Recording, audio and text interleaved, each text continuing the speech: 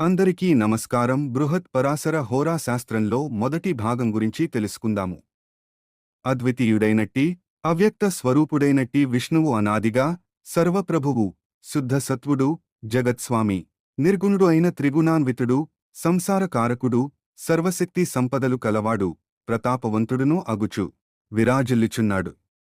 అట్టి సర్వప్రభువగు శ్రీ మహావిష్ణువు తన యొక్క ఏకాంశము చరణము వలన సమస్త జగత్తు యొక్క సృష్టి స్థితులను చేయుచున్నాడు. ఆ మహావిష్ణువు యొక్క మిగిలిన 3 అంశములను అమృత స్వరూపములుగా తత్వదర్శనులగు మహానుభావులు తెలుసుకొనుచున్నారు. ప్రధానమైన అంశము ప్రకృతిగాను, వ్యక్తావ్యక్త స్వరూపుడు అగు శ్రీ మహావిష్ణువు వాసుదేవుడుగా కీర్తింపబడుతున్నాడు.